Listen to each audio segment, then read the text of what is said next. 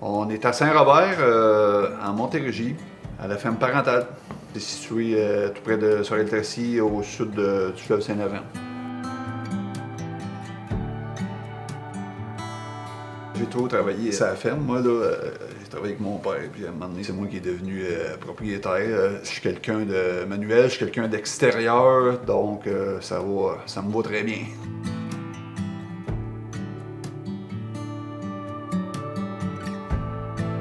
Une journée type, c'est très variable justement par rapport à la saison, là. Surtout que là, c'est la grande culture, là. Il y a des pics d'activité, puis durant d'autres périodes de saison, on est plus tranquille, puis à l'automne, ça recommence. On a eu une ferme laitière à un moment donné. Maintenant, c'est seulement la grande culture. On cultive maïs-grain, soya, un peu de foin. La superficie cultivée, nous autres, c'est 150 hectares. Étant donné qu'on avait une ferme laitière, on n'avait pas besoin d'une grande superficie.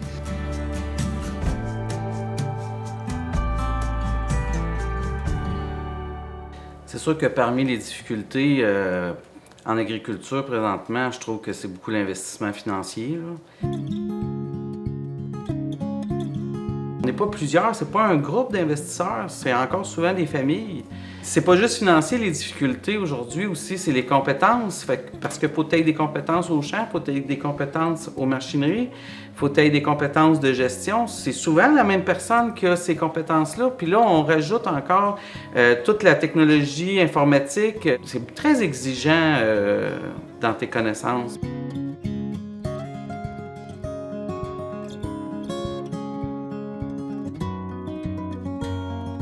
On n'a pas de relève, c'est un peu triste, mais c'est la réalité de beaucoup de personnes de notre âge, là, de notre génération. Là, on va vivre avec.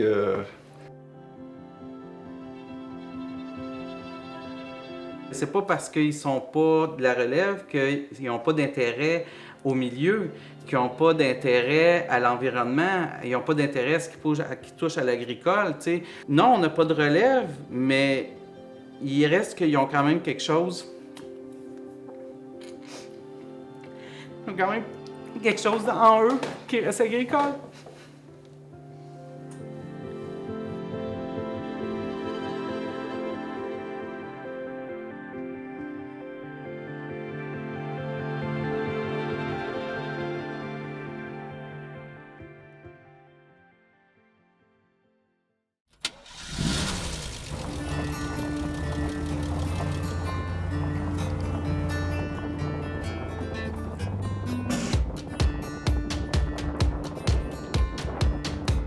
On est arrivé au site Un méandre à la fois. En 2017, Jean-Philippe est appelé. Il a présenté son projet. Fait que, tu sais, au début, le projet nous l'a présenté là, très au minimum. Là, puis, tu sais, c'est quelque chose qui nous intéresse, c'est quelque chose qu'on trouvait important, mais malheureusement, on n'avait pas de temps. C'était le gros élément, là, c'était vraiment le temps. Là. C'était à propos des bandes riveraines. Lui, son projet d'étude, c'était de voir l'ancien lit. Est-ce qu'il y a encore le fond de sol? Est-ce que ça peut encore servir d'éponge? Au lieu que, justement, chaque ferme ait une grandeur prédéterminée, qu'on ne se pose pas la question que si, avec l'ancien lit, mais on pourrait prendre plus large, puis moins large aux autres endroits, donc ça serait beaucoup plus efficace, là. Ça serait beaucoup plus logique. Jean-Philippe, il nous a repéré par photo aérienne. Par Google, on peut voir les photos, là, des photos qu'on peut reculer là, de plusieurs décennies. Donc, il pouvait voir qu'il y a eu un gros changement là, au cours d'eau. Là. Il y a eu, ça devenait un site idéal pour sa recherche, lui. Là.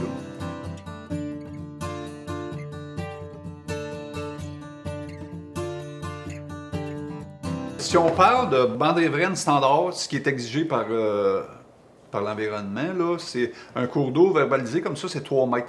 Mais le pourquoi 3 mètres, pourquoi laisser une bande riveraine, c'est que, quand on a des fortes précipitations, l'eau s'en va vers le cours d'eau, mais l'eau apporte tout ce qu'il y a, tous les nutriments. Tu sais, si on met des engrais, si on met des pesticides, ben il y en a une partie qui s'en va. Même et la bande riveraine sert de filtre. Dans le fond, c'est la pression qui brise, qui transporte beaucoup de nutriments, de débris, qui rapporte ça au lac Saint-Pierre.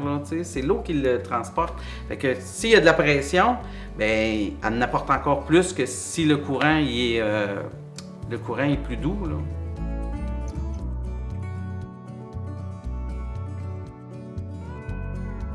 Au début, c'était un petit rond. Il a été agrandi 2-3 fois avec les années.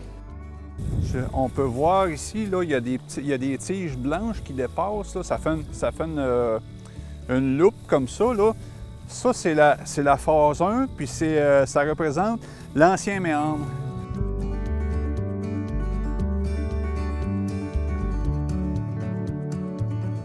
La dernière phase de l'an passé, c'était de refaire le ponceau. On a remplacé l'ancien tuyau qui avait un diamètre insuffisant. Là. Ça faisait un jet. C'est ce qui a causé le bassin, là, ce grand bassin-là. Là, ça a été causé par l'ancien ponceau. Maintenant, le ponceau il a un diamètre pas mal plus élevé. Le tuyau n'est pas complètement rond, fait que en étant comme ovale, bien, même si l'eau baisse, il y a quand même une bonne largeur d'eau que les poissons peuvent circuler. Que quand il est vraiment rond, là, la partie qui restait à l'eau était tellement fine, ça l'aidait pas du tout. Là. Fait que c'est la différence du nouveau tuyau. Là. Bien, avant la culture, on peut dire que ça se rendait à peu... Mettons jusqu'ici, là, pas mal ça, 3-4 mètres du cours d'eau. Là. Ouais, fait qu'on voit la différence de retrait. Là. Les étapes qui ont été faites depuis 2017, là, au début, ils plantaient des tiges là, pour mesurer le niveau de l'eau. Ça, c'était vis-à-vis l'ancien lit de la rivière. Ensuite, il s'est rajouté beaucoup de volets à ça. Là, ils ont mesuré les poissons qui passaient dans le cours d'eau, les insectes qui pouvaient... Ils ont recensé les insectes qu'il y a là. Même à un moment donné, ils ont mis une caméra pour pouvoir capter là, aléatoire ce qui passait là, les animaux. Notre relation a évolué là, avec le temps. Là. Il y avait un intérêt à notre vécu, un intérêt à notre réalité en agriculture que lui ne connaissait pas du tout. Là. On le comprend que des fois, il y aurait des choix qui seraient meilleurs, mais on prend le moins pire puis qui est encore accessible parce qu'on n'a pas le choix, il faut avoir de la rentabilité. Là. Fait que lui, il est très à l'écoute de ça pour... que le projet soit prospère et qu'il ne nous mette pas de limites dans notre évolution en agriculture. Qu'est-ce que Jean-Philippe a dessiné, là, c'était des ronds, là, ça représentait des méandres, mais moi j'ai mis ça plus droit, chaque bord, parce que pour faciliter le travail. C'est plus facile, c'est plus efficace de faire des lignes droites ou des ronds plus de long. Avec la machinerie, il y a moins de pertes, puis c'est plus facile. C'est un projet qui nous montre une autre façon de faire. C'est encore en évolution, sauf que ça nous permet de se poser des questions, d'observer, puis de peut-être penser à changer un peu les façons de faire. Mais je pense que la science, c'est ça.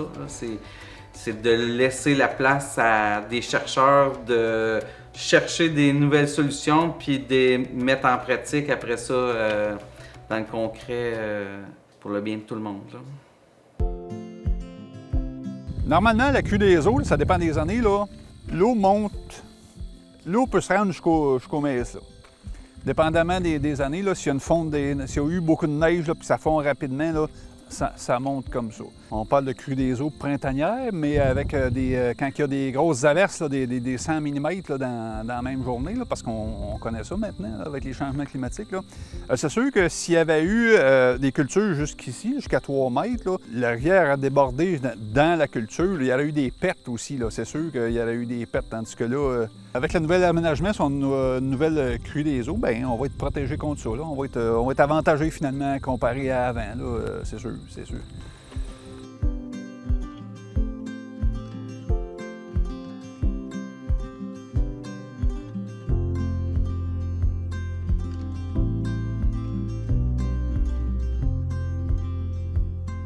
S'il n'y a plus de financement, puis qu'il n'y a pas d'autres gens qui ont pris le même projet ou similaire pour aider à l'eau qui s'écoule au lac Saint-Pierre, bien, c'est pas juste notre parti qui va faire une différence.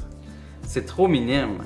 Fait que si notre petite partie fait pas la différence puis qu'on est les seuls, ben pourquoi on va se priver d'un revenu d'une partie qu'on a besoin parce qu'on est une entreprise agricole?